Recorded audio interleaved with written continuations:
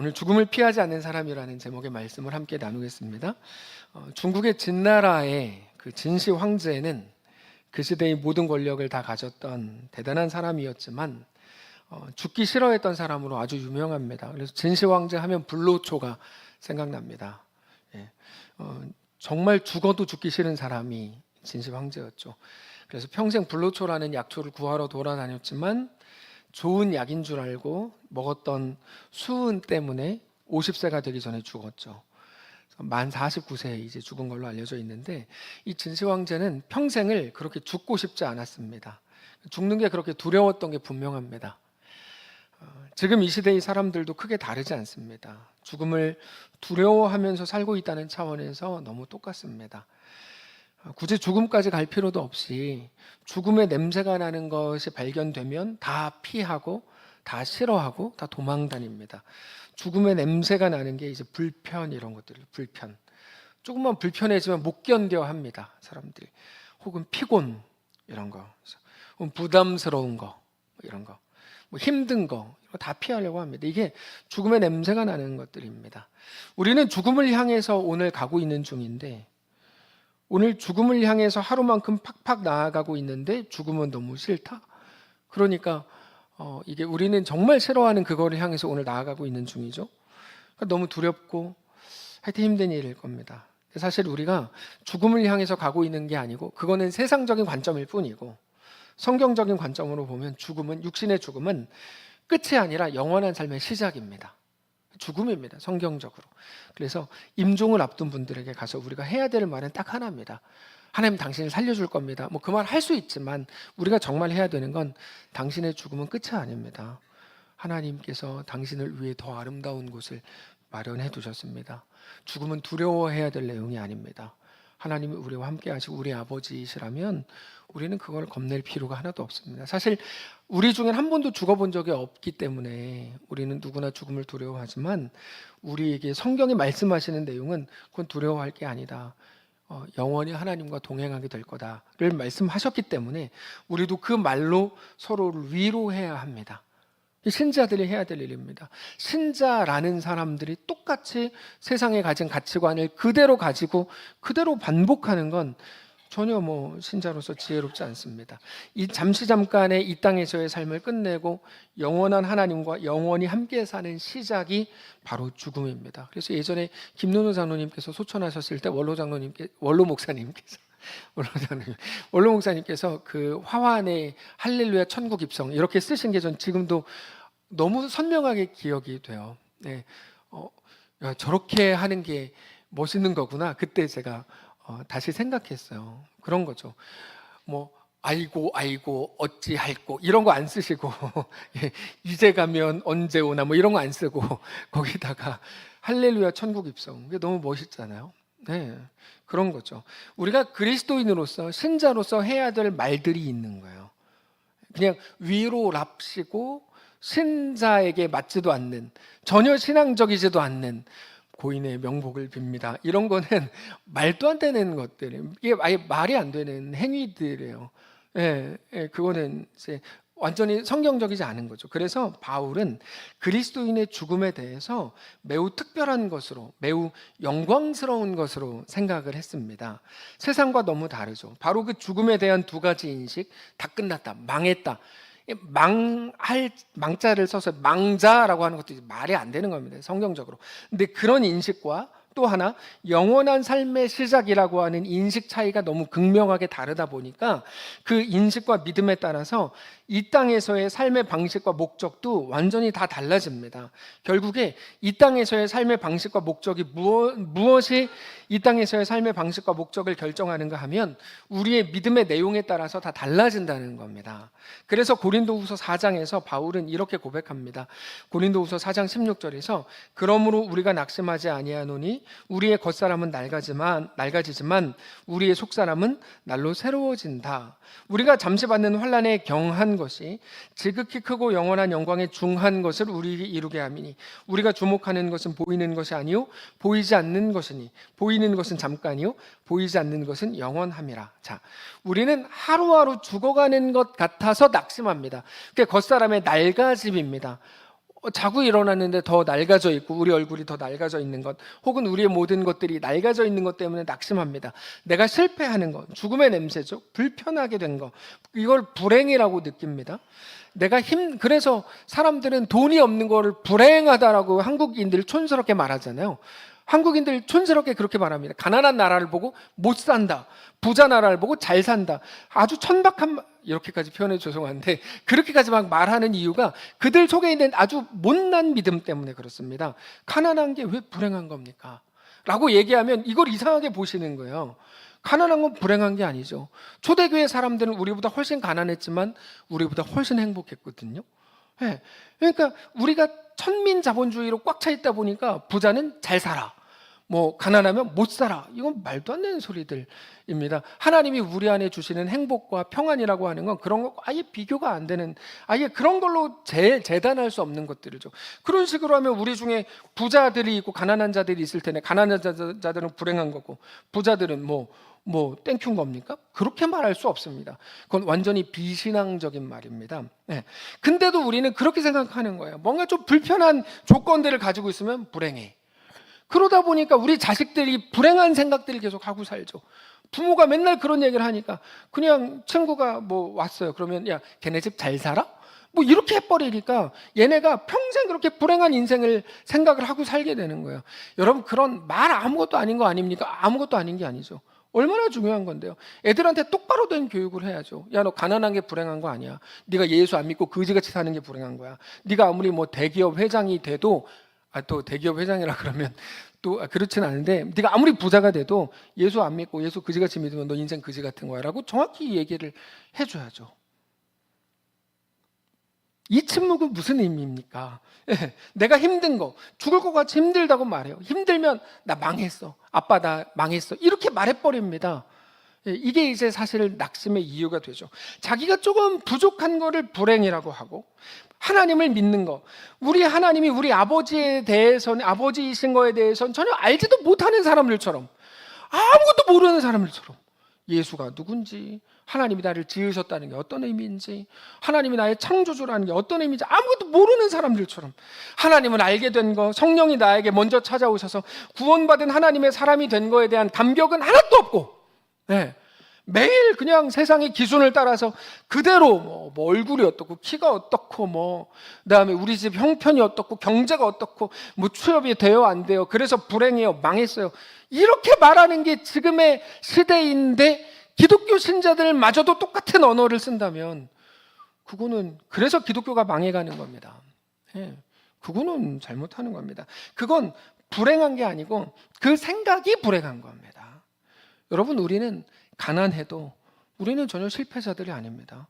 예수를 믿는데요. 우리가 아무리 가진 게 없어도 우리는 하나님의 자녀인데요. 우리가 뭐가 부족합니까? 뭐가 부족합니까? 하나님이 있고, 하나님이 내 아버지이시고 내 주인이시고 내 왕이고, 우리가 영원히 하나님과 영원한 하나님 나라에서 살 거라고 하는 믿음과 감격, 하나님이 약속하신 우리 눈에는 보이지 않는 것들로 인한 감격이 우리 속에 막 차고 넘쳐야 하는데, 고작 눈에 보이는 것들 때문에, 세상 때문에 낙심하면 안 되는 거죠. 오직 우리는 하나님 때문에 감격해야 될 뿐입니다. 세상으로 인해, 눈에 보이는 걸로 인해 좌절하고 낙심하던 지난 삶을 우리는 중단해야 됩니다. 우리는 믿는 자의 길과 믿는 자의 말과 믿는 자의 선택을 해야 됩니다. 안 믿는 자처럼 하면 안 됩니다. 실제로 바울은 자기가 낡아져가는 것, 하루하루 죽어가는 것 때문에 전혀 낙심하지 않았다고 말합니다. 전혀 다른 것을 보았기 때문이랍니다. 무엇을 보았습니까? 우리의 속사람은 날로 새로워지도다, 이걸 본 거죠. 근데 그건 적당히 상상 속에서 만들어낸 헛된 희망 같은 게 아니고 아주 현실적인 것들이었어요. 실제로 아프게 하는 육체의 가시들 속에서도 하나님이 우리 속에 하나님의 능력을 완성하신다는 것을 알고 믿었다, 이렇게 말해요. 하나님의 어떤 능력일까요? 고린도후서 10장 4절 5절에 보면 하나님의 능력의 목적이 나옵니다. 이거 제가 읽어드리면 우리의 싸우는 무기는 육체에 속한 것이 아니요 오직 어떤 견고한 진도 무너뜨리는 하나님의 능력이라. 하나님의 능력의 목적이 거기 나와요. 어떤 견고한 진도 무너뜨리는 하나님의 능력이라. 모든 이론을 무너뜨리고 하나님을 아는 것을 대적하여 높아진 것을 다 무너뜨리고 모든 생각을 사로잡아 그리스도에 복종하게 한다. 하나님의 능력의 목적이 뭐냐면 우리는 하나님의 능력을 나에게 주십시오라고 할 때 돈 많이 벌게 해주죠, 건강 막 이런 거 계속 하나님의 능력이라고 생각하잖아요. 근데 성경이 말하는 하나님의 능력의 목적은 전혀 다른 거예요. 우리 속에 하나님 없는 세상 때문에 만들어진 견고한 진들이 있어요. 이거 이때 이 나이 때 이거 못 가지면 망해, 죽어, 혹은 뭐 불행한 거야, 이런 식의 것들. 뭐 그러니까 옛날에 한참 떠돌아 88만 원 세대 이런 악한 놈들이 만들어 놓은 잘못된 말들이 있어요. 그래서 뭐 젊은이는 불행해 뭐 이런 거 있잖아요. 엄마 아빠 때는 그래도 경제가 뭐 어땠지만 우리는 지금 불행해, 이렇게 하는 아주 못돼 먹은 말들이 있습니다. 세상이 만들어주고 세상이 꾸역꾸역 넣어준 거죠. 요즘 요 세상이 얼마나 무서운 줄 아세요? 네. 이게 인권이라는 것으로 시작된 학교의 교육이 다 무너졌습니다, 지금. 저는 그래서 우리 아이들을 한국 교육에 보내는 게 너무 걱정이 될 정도예요. 뭐 우리 뭐 중에 선생님들도 많이 계시지만, 예. 학교에서 아이들이 운동회도 못 하잖아요. 운동회 왜 못 하냐면 경쟁한다고. 경쟁하면 경쟁에서 지네들네 엄마가 학교에 전화해가지고 경쟁을 못 해요. 그래서 축구도 못 하고 상상 축구 하는데, 상상 축구. 그냥 니네 속으로 오늘 축구했다고 생각해. 누가 이겼어요? 이긴 건 없어. 우리 모두는 평등해. 우리는 다 비겼어. 이렇게 얘기한대요. 운동회도 못해요. 아파트에서 민원 넣으니까. 우리 아이들이 학교에 가서 하는 게 상상밖에 없어요. 나는 오늘 상상으로 축구했고 뭐 하여튼 너무 우리는 정말 힘든 세상을 살고 있어요. 네. 근데 그런 것을 시작으로 하는 하나님 없이 만들어진 견고한 진들, 견고한 성벽들, 그래서 누구도 그걸 깨뜨릴 수 없고 너무 강하니까 어떤 것도 그걸 뚫고 들어갈 수 없어요. 복음도 못 뚫어요, 그거를. 네. 설득도 안 되고 말씀도 안 들어가는 그 견고한 진, 그리고 하나님의 이름을 대적하여 높아진 지식과, 지금 뭐 하여튼 그런 것들이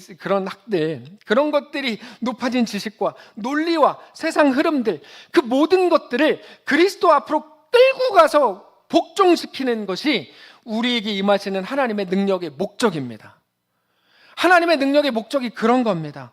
하나님의 능력의 목적이라고 하는 건 내가 뭐 다리가 뭐 이번에 넘어졌는데 다리가 부러지지 않게 도와주셔서 이런 차원인 게 아니고, 내가 아무리 해도 굴복이 안 돼요, 하나님께. 근데 우리를 끌고 나가서 야, 너 이러면 안 돼. 너 하나님의 백성이야. 우리를 쳐서 복종시키고 하나님 앞에 엎드리게 하는 것, 그렇게 하나님의 백성이 되게 하고 하나님의 자녀가 되게 하는 것이, 그것이 우리에게 임하시는 하나님의 능력의 목적이라고 성경이 말한다는 거야. 결국 하나님의 능력은 우리 겉사람에 관한 게 아닙니다. 뭐 어려우면 하나님께 뭐 좋죠. 근데 기도해가지고 다 원하는 거 없고 더 부자 되고 뭐 다 좋은 거 가지고 이 땅에서 막 자랑만 가지고, 이게 하나님의 목적이 아니고 사실 우리 속사람에 관한 게 더 먼저입니다. 하나님의 관심은 우리에게 있어요. 우리의 잘됨에 있는 게 아니라 우리에게 있는데, 그게 언제 일어납니까? 언제 하나님의 능력이 우리 속에서 극대화가 됩니까? 내가 곤고할 때, 내가 막 잘 나갈 때는 사실 아무것도 안 들립니다. 아무것도 안 들립니다. 근데 우리가 조금 마음이 시리면 희한하게 그때 하나님 말씀이 들어가죠. 그래서 재미있는 경험은 아니지만 장례식 때 사실은 그분들이 가장 지쳐 있을 때, 그래서 복음이 증거되어야 되는 거예요. 그때는 오히려 정말 좋은 기회거든요. 막 승승장구하고 이번에 우리 아이가 서울대 갔어요. 그때는 사실 복음이 안 들어가요, 희한하게. 근데 다 무너져 있을 때, 지칠 때, 힘이 다 빠졌을 때, 그때 비로소 아주 작은 음성이라고 해도 하나님의 음성이 들리는 거죠. 가시가 있을 때, 가시 때문에 곤고하다고 느낄 때, 그때 하나님의 능력이 우리에게 나타납니다. 하나님의 능력이 바울에게 임했을 때 바울이 어떤 고백을 하는 줄 아세요? 처음에는 육체의 가시, 자기가 가지고 있는 육체의 가시를 사탄의 사자라고 불렀어요. 아니, 정말 사탄의 사자라고 생각했어요, 바울이. 근데 하나님의 능력, 하나님의 은혜가 임하니까 고백이 어떻게 달라지냐면 이렇게 달라져요. 고린도후서 12장 7절부터 보시면 이렇게 되어 있어요. 자, 찾아봅시다. 고린도후서 12장입니다. 고린도후서 12장 7절을 보시면 이렇게 되어 있습니다. 고린도후서 12장 7절에 여러 계시를 받은 것이 지극히 크므로 너무 자만하지 않게 하시려고 이때만 해도 내 육체의 가시 곧 사탄의 사자를 주셨다. 이렇게 되어 있어요.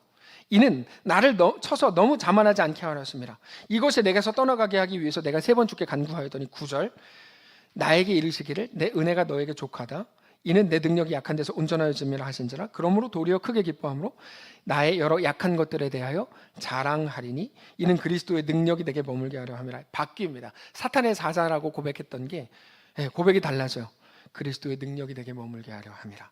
그러므로 내가 그리스도를 위하여 약한 것들과 능욕과 궁핍과 박해와 곤고를 기뻐하노니 이는 내가 약한 그때의 강함이라. 처음에는 약한 것들 너무 싫었어요. 그 큰 불만이었고 상처였고 아픔이었고 누구도 건들기만 하면 내가 그냥 바로 소리 지르고 물어버릴 것 같은 그렇게 예민한 것이었습니다. 우리가 그렇죠. 우리가 어렸을 때 당했던 일들에 대해서 말하는 것조차 꺼려지죠. 부끄럽고 사탄의 사자가 자기 몸에 있다고 생각하니까 이게 내가 복음 증거자인데 그래도 어떻게 내가 이거를 참 사람들이 바울을 보고 그랬거든요. 야, 네 병이나 먼저 고치고 와라 그랬거든요. 뭐 어떻게 당당하고 못 그랬죠. 근데 그랬던 가시가 무엇이라는 걸 깨닫습니까? 아, 이게 선물이구나. 이걸 깨달아요. 이 가시를 통해 하나님의 은혜가 나에게 임하는구나. 자, 우리가 승승장구할 때는 하나님의 말씀이 안 들리는데 우리가 연약해지면 힘이 싹 빠지면 하나님의 말씀이 들려요. 그러니까 그게 선물이고 통로죠. 그러니까 고백이 달라집니다. 사탄의 사자라고 했던 그 아픔이 이제 그 약함이 자랑이 되었다는 거예요. 우리는 하나님께 받은 것을 자랑합니다. 그렇죠? 받은 거를 자랑해요. 뭐를 받습니까? 나는 내 약함 때문에 하나님의 놀라운 은혜가 내게 임했어. 이게 자랑이 되는 거예요. 그게 선물이라는 걸 알아니까. 이 인식의 차이가 고백의 차이를 만듭니다. 그리고 오늘 나의 삶의 선택과 행동을 결정하게 됩니다. 그거를 통해서 그리스도의 능력이 나에게 머문다는 걸 아니까. 내가 이래서 오늘 한 걸음 더 주의 사람이 됐습니다. 하나님의 백성이 됐습니다. 그 능력은 뭡니까? 나로 하여금 하나님께 그리스도께 굴복하게 하는 것입니다. 자, 기억하십시오. 하나님의 능력은 무엇입니까? 나로 하여금 하나님께 굴복하게 하는 것입니다. 자, 잘 들어보세요. 하나님의 나에게 대한 능력은 뭡니까? 나로 하여금 하나님께 굴복하게 하는 것입니다. 그게 하나님의 능력의 목적입니다. 여러분, 우리가 이거를 놓치시면 안 돼요. 그래서 바울은 그걸 정말 믿어서 그거를 자랑했다는 거예요. 나의 약함과 능욕과 궁핍과. 이게 어떻게 자랑이 됩니까? 근데 우리가 자랑하는 건 뭐죠? 하나님의 능력은 나로 하여금 하나님께 굴복하게 하는 것이다.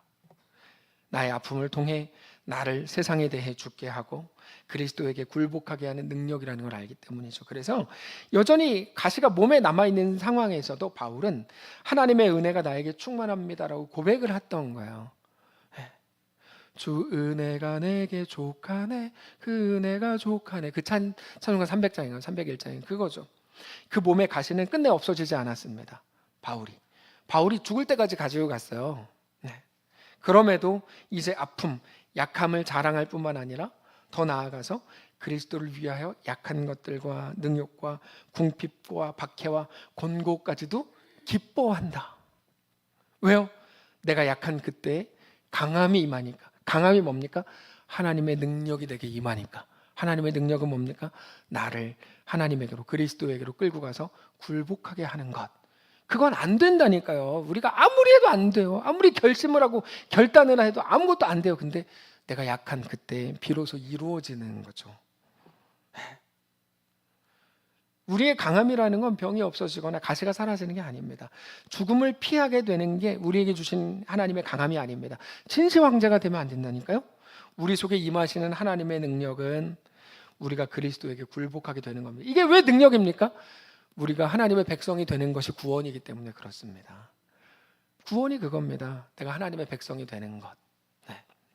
그게 우리가 가질 최고의 강함입니다. 그래서 시간이 지날수록 우리 겉사람은 낡아지지만 우리의 속사람은 낡아짐 때문에 날로 새로워진다는 걸 아는 겁니다.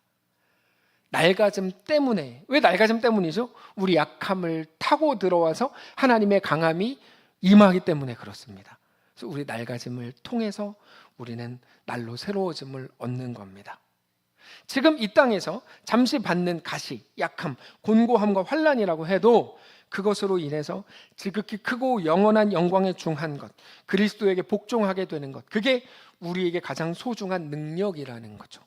그래서 고난받는 사람을 보고 비웃거나 손가락질할 거 하나도 없습니다. 그 사람이 잘못했는데, 그럴 수 있죠. 당연히 자기가 잘못했으니까 고난을 받는 거겠죠. 근데 비난할 게 하나도 없어요.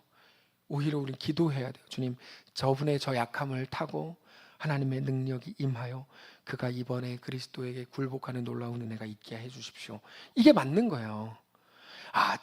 저놈 저거 저렇게 될 줄 알았어, 이렇게 하지 마시고 기도하세요. 아니, 저분의 인생 속에 그리스도께 온전히 굴복하는 기적 같은 역사가. 근데 이것도 또 나쁘게 해석하시면 안 돼요. 우리도 마찬가지예요. 우리가 아플 때, 연약할 때, 주님, 나에게 그리스도의 능력이 충만하게 임하기를 원합니다. 내가 그리스도 앞에 굴복하는 은혜가 있기를 원합니다. 여러분, 이게 성도의 마땅한 기도입니다. 하나님의 능력의 목적이 무엇인지 안다면. 그래서 아예 이렇게 선포해버려요. 나는 이 땅에 보이는 것을 보는 게 아니고 보이지 않는 영원한 하나님 나라를 보기로 했다. 보이는 것은 잠깐이지만 보이지 않는 것은 영원하다는 것을 나는 정말 알고 믿는다. 이게 바울의 고백입니다. 멋있죠? 우리에게도 바울과 같은 고백이 있게 되시기를 원합니다. 영원을 보게 하시는 하나님의 진짜 은혜가 우리 가운데 가득 임하시기를 주님 이름으로 축복합니다. 영원을 보게 되는 하나님의 진짜 은혜, 그리고 하나님의 은혜의 결과 우리 모두가 그리스도께 완전히 복종하게 되시기를 원합니다. 그게 바울의 고백입니다. 자신의 인생은 뭔지, 내 아픔은 어떤 의미인지, 죽음은 어떤 의미이고, 그렇다면 산다는 건 또 무엇인지를 정확하게 알고 있었어요. 그래서 오늘 본문에서 이렇게 고백해요. 드디어 오늘 본문 7절. 그러나 무엇이든지 내게 유익하던 것을 이제는 그리스도를 위하여 다 해로 여긴다, 이렇게 말합니다. 사실 내게 유익하던 게 뭐 어떤 거였냐면, 그 앞에 나오는데 남들에게 인정받게 할 만한 육체를 말합니다. 4절부터 보시면, 그러나 나도 육체를, 앞에 빌립보서 그 3장 4절부터 앞으로 보세요. 나도 육체를 신뢰할 만하며 만일 누구든지 다른 이가 육체를 신뢰할 만한 것이 있는 줄 생각하면 나는 더욱 그리하리니, 나는 8일 만에 할례를 받았고 이스라엘 족속이고 베냐민 지파요, 히브리인 중에 히브리인이요, 율법으로는 바리새인이요, 열심으로는 교회를 박해하고 율법의 의로는 흠이 없는 자라. 8일 만에 할례를 받았다. 이건 이스라엘 혈통이면 누구든지 다 8일 만에 할례를 받아야 됩니다. 8일 안에. 이게 이제 율법입니다.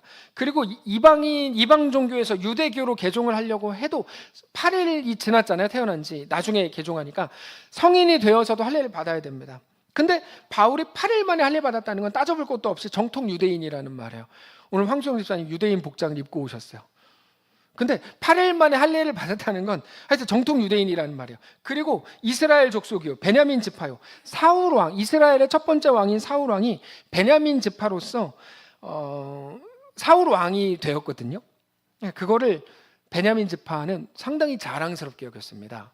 그래서 원래 바울의 이름이 사울인데, 사울은 큰 자라는 의미인데 사울 왕을 생각하면서 지은 이름이에요, 부모님이. 그가 뭐 예수를 만나면서 바울을 했다, 그거는 거짓말입니다. 왜냐하면 성경에 그런 근거가 하나도 없어요. 바울이 예수 그리스도를 만난 이후에도 사울이라는 이름을 계속 써요. 그럼 뭐냐? 히브리식 이름이 사울이고 로마식 이제 이름이 바울입니다.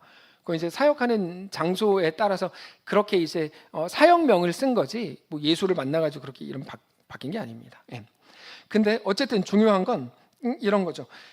자기가 정통 유대인이었다라는 것을 말하는 거예요. 거기다가 율법으로는 바리새인이다 이렇게 말하는데, 이 시대 종교 지도자 그룹은 세 그룹인 거 아시죠? 사두개인과 서기관과 바리새인입니다. 그 외에 뭐 셀롯인이나 헤롯당 같은 부류가 있는데 그 사람들은 뭐 별거 아니고, 크게 세 부류인데, 사두개인은 사도계 후에. 근데 신약 시대 와서는 사두개인은, 일단 성경에 나오는 사두개인은 다 양아치라고 생각하시면 됩니다. 그냥 동네 깡패입니다. 그 사람들은 돈 많이 벌려고 했던 것들이고, 정치하고 싶어서 안달난 정치꾼들이고 양아치들입니다. 서기관은 랍비라고 불리는 율법 교사들이었는데 그렇게 존경받는 사람들은 아닙니다. 서기관도. 존경받는 종교 지도자 그룹은 바리새인밖에 없습니다, 유대에서. 물론 예수님한테는 욕을 많이 먹었지만 사람들한테는 인정을 받았습니다. 그러니까 바울이 나는 바리새인이다라고 할 때 그 자체로 존경받는 그룹이었다는 말입니다. 특별히 바울은 바리새 파들 중에서도 이제까지 인류 역사상 3대 바리새인이 있는데 에스라, 우리가 아는 에스라, 그 다음에 힐렐, 가말리엘, 이 세 사람 중에 가말리엘의 문화에 있었던 가말리엘의 제자가 바울입니다. 엄청난 석학이죠. 예. 그러니까 이 모든 조건들이 바울이 인생을 사는 동안에 계속 바울이 인정받게 하고 칭찬받게 했던 조건들이었던 거예요. 그 우리한테는 어떤 것들이죠? 뭐 출신 학교, 뭐 난 서울대 나왔어, 뭐 나는 뭐 멋진 외모, 난 키가 182야. 어제 결혼식 때 보니까 6.21 청년이 그렇게 키가 큰지 몰랐어요. 깜짝 놀랐어요. 저 사람이 언제 저렇게 키가 컸지? 예. 근데 이제 그동안 이렇게 꾸부정하고 다녔다가 어제 이렇게 해가지고 컸나 봐요. 근데 하여튼 근데 모든 좋은 조건들을 다 가진 건 아니죠. 예. 하여튼 키, 그 다음에 뭐 나는 뭐 밥을 많이 먹어도 배가 나오지 않아, 뭐라든지 좋은 직장, 멋진 외모일 수도 있겠고, 혹은 뭐 돈 잘 버는 자식일 수도 있겠고, 교회 안에서의 직분을 자랑으로 여기는 사람도 있을 거고, 돈이 많은 거, 어떤 사람은 뭐 많은 인맥, 하여튼 뭐 여러 가지가 있을 텐데 이제까지 나를 떳떳하게 살게 한 모든 것들입니다. 누구누구라고 하면 딱 떠오를 만한 것들. 어떤 장로님, 그분이 인격이 좋지. 예를 들어서 어떤 집사님, 그분은 뭐가 어떻지. 뭐 이런 것들 있잖아요. 그분이 하여튼 인정받게 할 만한 모든 것들, 남들이 모르면 돌려서라도 말하고 싶은 것들, 그럴 만큼 그런 것들이 바울을 스스로 자랑스럽게 했던 것들인데 갑자기 바울이 폭탄 선언을 해요. 7절에 그러나 무엇이든지 내게 유익하던 것들 하나하나를 다 그리스도를 위하여 해로 여긴다. 그럼 8절 모든 것을 해로 여김은 내 주 그리스도를 아는 지식이 가장 고상하기 때문이라. 내가 그를 위하여 모든 걸 잃어버리고 배설물로 여김은 그리스도를 얻고 그 안에서 발견되려 함이니 내가 가진 의는 율법에서 난 것이 아니요 오직 그리스도를 믿음으로 말미암은 것이니 곧 믿음으로 하나님께로부터 난 의라. 그러니까 전에 나를 유익하게 하던 모든 것들을 해로 여긴답니다. 해로. 심지어 배설물로 여긴다. 배설물을 원문을 직역하면 뭐 똥이라기보다 음식물 찌꺼기, 이게 더 정확한 번역입니다. 음식물 찌꺼기. 그러니까 먹다 남은 찌꺼기가 아니라 버릴 수밖에 없는 음식물 찌꺼기. 그러니까 완전히 다 무가치한 것이라는 의미죠. 왜 이렇게까지 말하는 걸까요? 그 이유는 예수 그리스도를 얻기 위해서, 예수를 얻으려면 세상의 자랑을 무가치한 것으로 여겨야 된다, 이 말입니다. 그 말이에요. 내가 예수를 얻고 내가 그리스도인이라는 게 증명이 되고 확인이 되려면 그래야 된다. 왜요? 내가 구원을 얻은 것은 내가 가진 어떤 조건들 때문이 아니기 때문이다. 예수님의 죽으심, 그것도 나를 위한 죽으심인 것을 믿는 믿음으로 우리가 구원을 얻은 자가 되는 거지, 내가 가진 것을 통해서가 아니다. 그래서 영원을 알고 영생을 안다면 그 어떤 것도 나의 자랑일 수 없다는 것을 알게 된다. 여러분, 우리는 무엇을 자랑합니까? 지난주에 말씀을 드렸죠. 우리가 자랑할 것은 예수 그리스도와 그의 십자가밖에 없다고 말씀드렸죠. 그래서 9절이에요. 그 안에서 발견되려 함이니 내가 가진 의는 율법에서 나는 것이 아니요 오직 그리스도를 믿음으로 말미암은 것이니 곧 믿음으로 하나님께로부터 난 의라. 믿는 자들이 어떤 혜택을 얻는다는 게 아니라 하나님이 우리의 믿음을 가지고 우리를 의롭다고 해주신다, 그 말입니다. 칭의해 주신다. 칭의. 그래서 이제 우리 믿음으로 하나님께 받아들여진다라는 겁니다. 그게 조건이 된다는 말은 아닙니다. 자, 오늘 우리가 정말 우리 속에 있는 이 믿음을 확인해야 됩니다. 우리가 예수를 믿는 것은 그냥 대충 유야무야 대충 믿는 게 아닙니다. 우리 아버지가 뭐 교회 잘 다녔으니까요, 나는 태어나면서 또 기독교였어요. 그런 건 사실 없습니다. 우리 아버지 신앙으로 내가 구원받는 건 아니거든요. 전혀 다른 문제인 거예요. 우리는 생각을 하고 예수 믿는 게 뭔지, 예수가 누군지, 하나님은 누구신지 생각을 해야 돼요. 기독교란에 기독교 체크는 할 수 있겠죠. 이건 신앙이랑 아무 관계가 없는 거예요. 그래서 많은 분들, 저는 지금 믿지 않지만 우리 뭐 부인이 나중에 천국 갈 때 바짓가랑이라도 잡고 갈 거예요. 잡히나 봐요. 그때 잡히나 보라고. 그런 게 없어요. 그런 게 어디 있어요.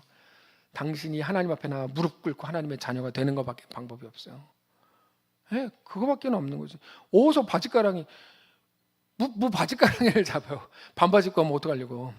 그런 건 없습니다. 성경에 나오지도 않는 거예요. 바짓가랑이, 그런 건 있지를 않아요. 그런 신학은 없습니다. 바짓가랑이 신학은 아예 없습니다. 정말 생명이 어떤 건지, 하나님은 말씀을 통해 우리에게 무엇을 말씀하시는지 우리 반드시 확인해야 됩니다. 우리는 어떤 사람들이 말하는 종교하는 게 아닙니다. 종교가 뭡니까? 마음이 편안해지고 뭔지 모르겠지만 좀 위로를 받고. 여러분, 그거 종교입니다. 기독교 신앙이 아니에요. 그냥 듣기에 좋은 말하고 내 감정에 공감받고 이런 걸로 만족하는 게 기독교가 아닙니다.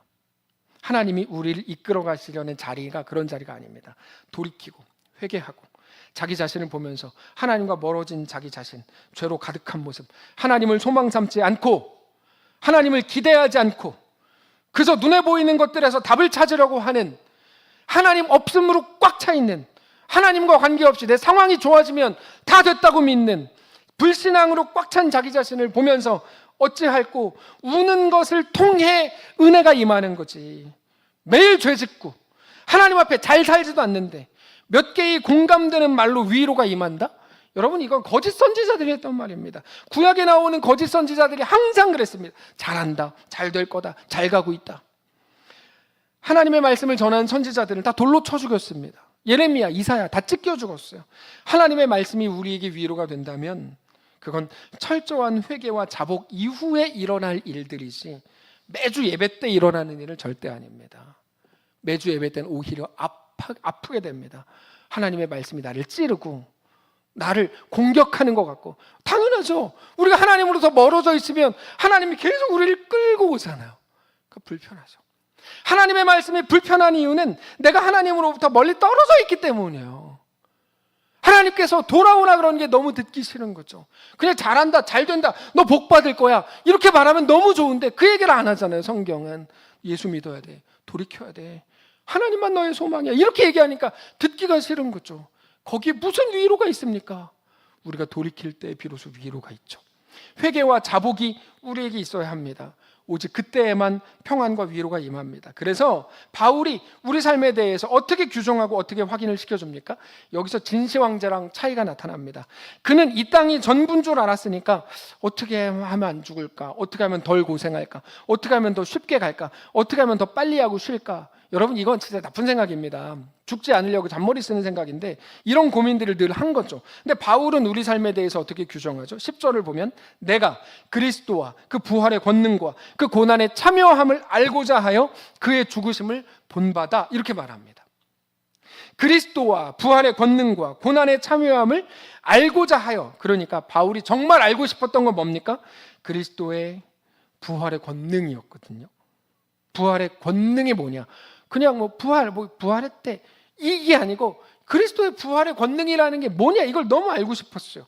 예수님을 죽음에서 일으키신 하나님의 능력이 지금 우리 가운데 충만하게 일어나는 것, 그걸 믿는 것, 그게 우리 믿음이고 부활의 권능입니다. 그 부활의 권능을 안다, 믿는다, 이 말을 무엇으로 바로 연결할 수 있냐면, 그러므로 나는 오늘 하나님이 나에게 주신 시간 안에서 도전한다. 왜요? 죽어도 사니까, 두려울 게 없으니까. 이게 부활 신앙입니다. 예수 그리스도의 부활을 믿는다고 하면서도 모든 거에 대해 두려워하는 건 앞뒤가 안 맞는 겁니다. 또 부활 믿는다며 근데 다 두려워요. 그거는 아니죠. 그래서 부활의 권능과 그 고난의 참여함을 연결해서 쓰는 거예요. 성경은 항상 연결합니다. 부활의 권능이 무엇으로 갑니까? 고난의 참여함으로 갑니다.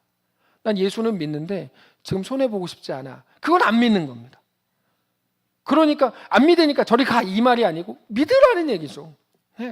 그 둘은 절대 떨어질 수 없어요. 부활의 권능과 고난의 참여함은 떨어질 수 없습니다. 이게 오늘 설교의 핵심입니다. 그래서 무엇을 이야기합니까?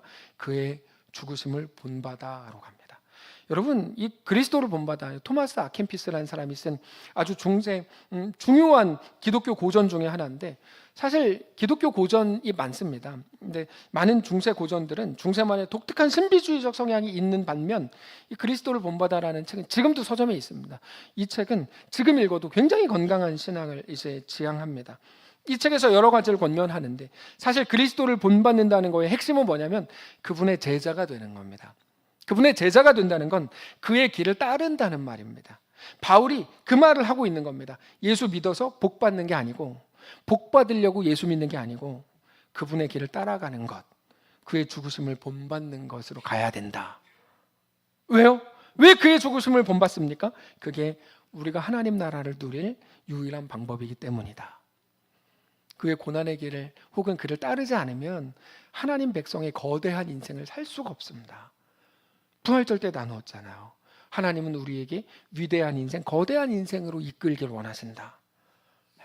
우리는 그렇게 될 거다. 5년 전엔 꿈꾸지 못했던 삶을 살게 될 거다. 우리가 하나님을 믿고 예수 그리스도를 따르는 자가 되면, 이런 거죠.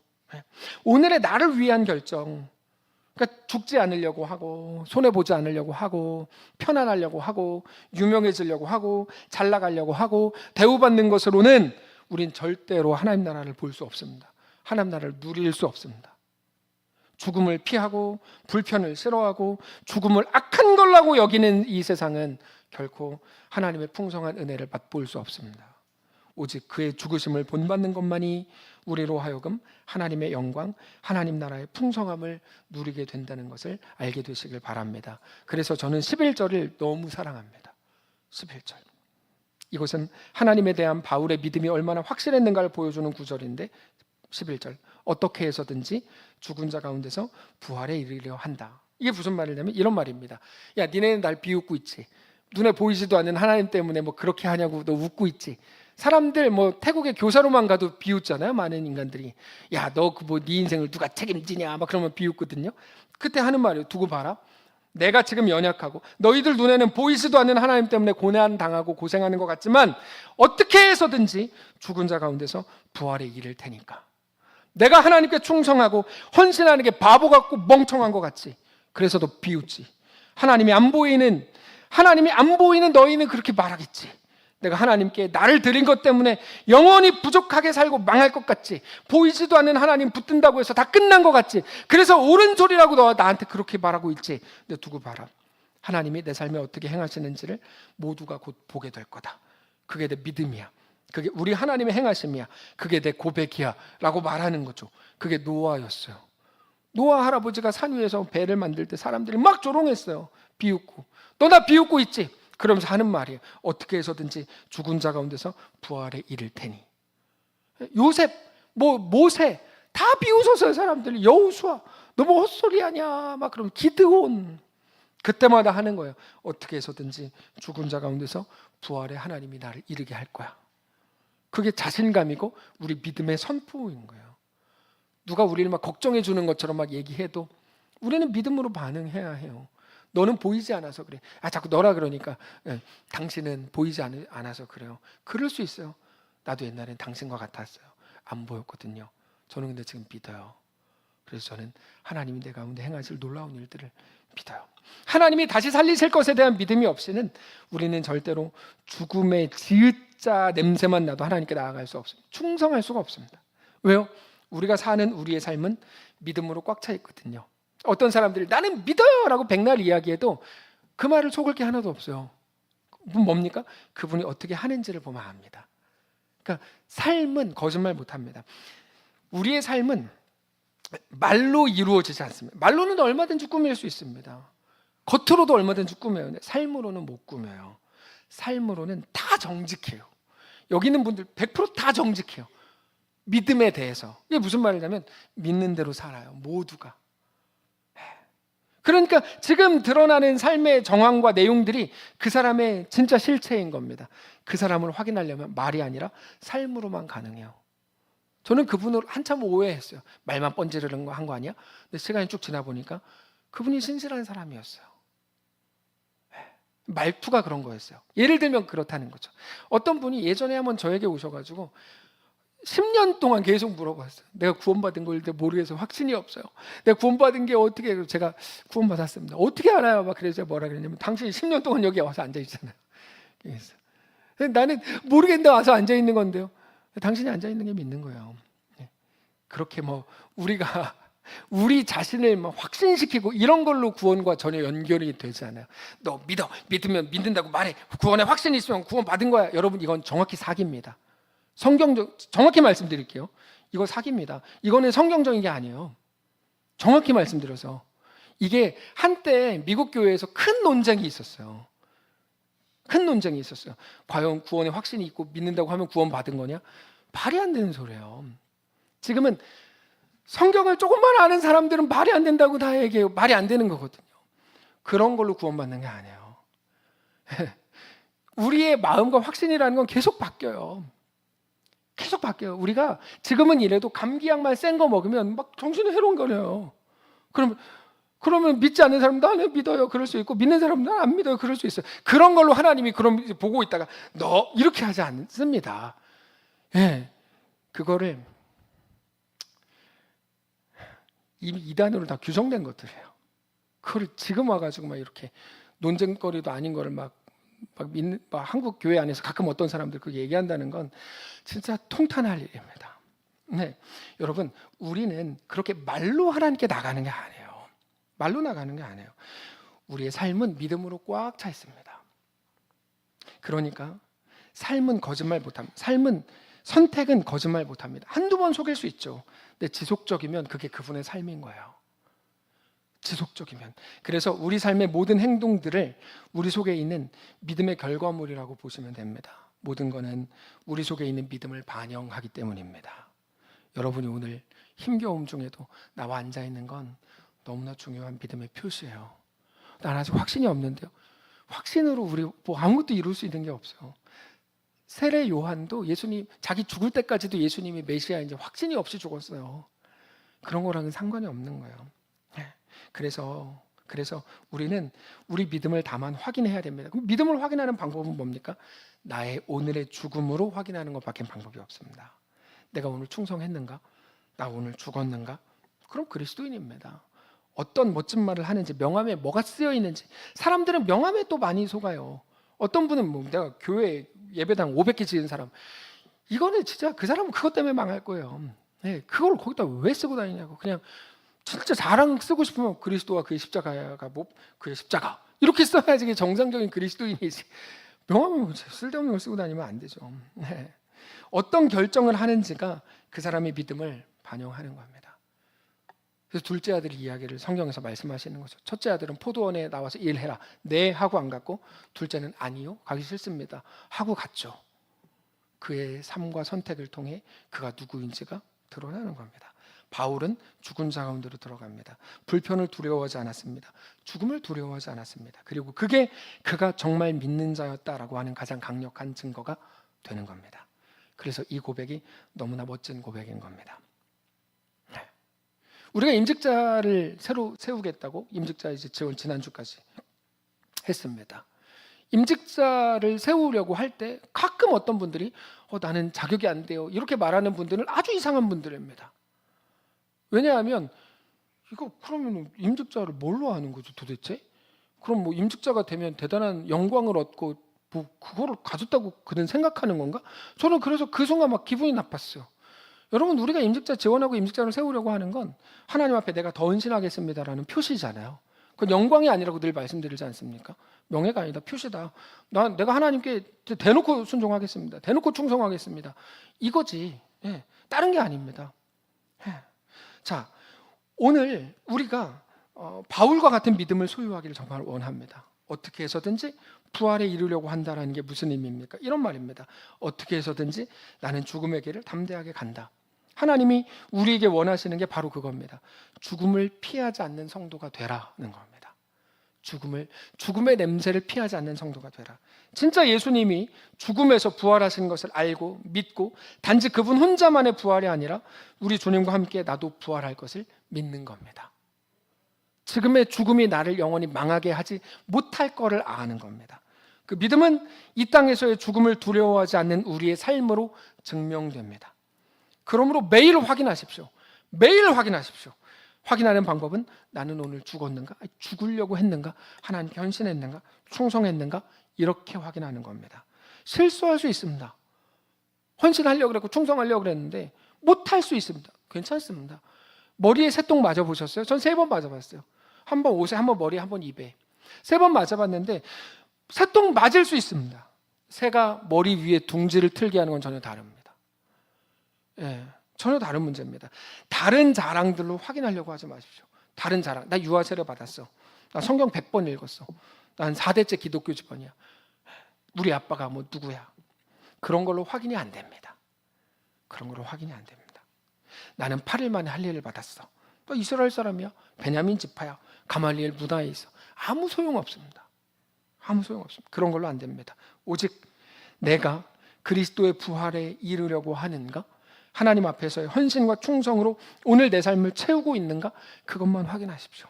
우리가 그동안 얼마나 많은 것들을 두려워해서 하나님 앞에서 하나님과의 관계에 대해서도 늘 머뭇거리고 두려우셨습니까? 이제는 하나님을 믿으십시오. 하나님을 신뢰하십시오. 하나님과의 관계를 과감하게 선택하십시오. 저는 오늘 설교에서 이 문장이 제일 마음에 들었어요. 하나님과의 관계를 과감하게 선택하십시오. 하나님을 치사한 분으로 만들지 마십시오. 내가 하나님을 기껏 선택했는데 하나님 나를 모른 척, 이렇게 하나님 치사한 분을 만들지 마십시오. 세상과 망함과 불편과 피곤과 죽음에 대한 두려움 없이 오직 하나님을 뜨겁게 사랑하십시오. 그 바보 같은 순종이 우리 가운데 넘쳐나시기를 주님 이름으로 축복합니다. 기도하겠습니다. 하나님, 우리를 자녀로 부르셨습니다. 하나님의 백성으로 세우셨습니다. 주의 사람들로 이끄셨습니다. 그리스도인이 되게 하셨고 신자가 되게 하셨으니 주의 말씀을 따라 우리의 삶을 넉넉하게 담대하게 살아내게 하여 주시옵소서. 어제까지 두려워하던 것, 무서워하던 것, 그래서 머뭇거리게 했던 것, 이제는 오늘 그것에서 자유해지게 하시고 그렇게 예수 그리스도께 붙들림 바 되는 주의 종들 다 되게 하여 주시옵소서. 우리 주인 되신 예수님의 이름으로 기도합니다. 아멘. 이제는 우리 구주 예수 그리스도의 은혜와 하나님 아버지의 다함없는 사랑과 성령의 교통인도 역사 위로 함께 하심의 은사가 이 시간 주를 바라보며 예수 안에 허락된 그 길을 믿음으로 담대히 걷기를 소원한 사랑하는 모든 성도들 머리머리 위에와 그리고 이제 막 새롭게 탄생한 가정 위에 그리고 또 여러 가지 아픔과 힘겨움 속에 주의 은혜를 구하는 여종과 그의 가정 위에 말하지 못하지만 오직 하나님의 은혜만을 사모하고 나는 아무것도 아닙니다. 나는 작습니다. 하나님이 크시죠. 하나님 완전하십니다. 라고 고백하는 사랑하는 모든 성도들 머리머리 위에와 그들의 자녀들 위에 그들의 가정 위에 사랑하는 이 교회 위에 이제로부터 영원까지 함께 계실지어다. 아멘.